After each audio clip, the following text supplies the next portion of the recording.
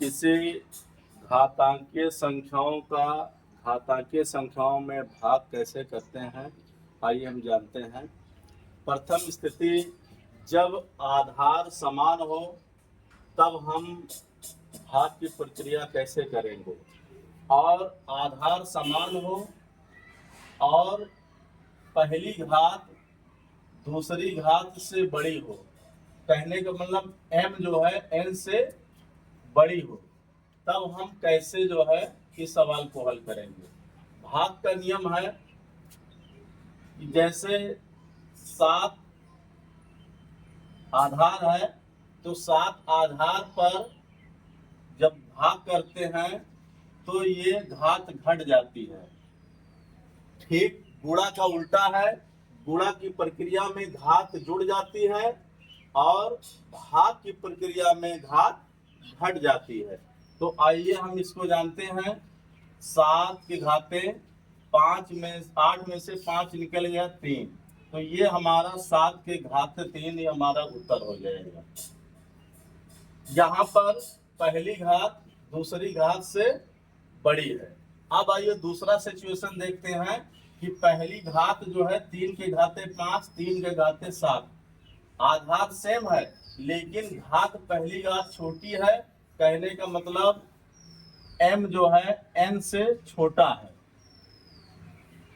ये अब इसमें क्या होगा, तो इसमें ये होगा कि हम इसको 1/3 की घात 7 ऋण 5 करेंगे, तब हमारा उत्तर आ जाए 1/3 की घातें 2, ये हमारा उत्तर आ जाएगा। और इसको हम दूसरी प्रक्रिया इसी प्रक्रिया से भी कर सकते हैं। जैसे कैसे कर सकते हैं, एक और नियम है कि 3 के घाते 5 भागे 3 के घाते 7, अगर हम उसी प्रक्रिया से करें तो हम देखते हैं 3 के घाते 5 ऋण 7 जब किसी छोटी संख्या से बड़ी संख्या में घटाया जाता है तो उसका मान ऋणात्मक आता है। तो यहाँ 3 के घाते -2 और 3 के घाते -2 का मतलब हो गया 1/3 के घाते 2। तो इस प्रक्रिया से भी हमारा उत्तर निकल आता है और इस प्रक्रिया से भी हमारा उत्तर वही निकलता है।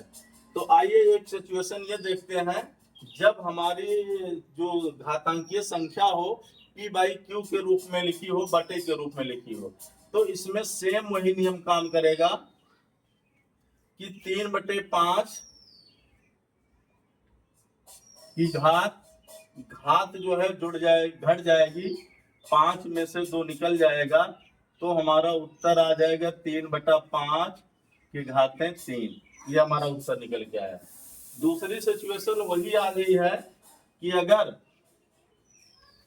ये m का मान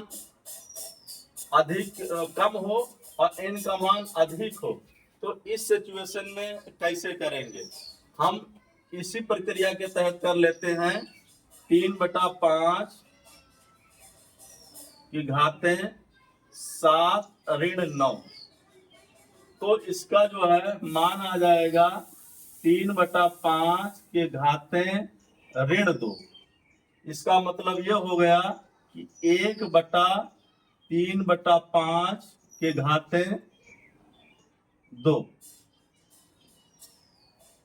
इस तरीके से हम इस प्रक्रिया को हल कर सकते हैं।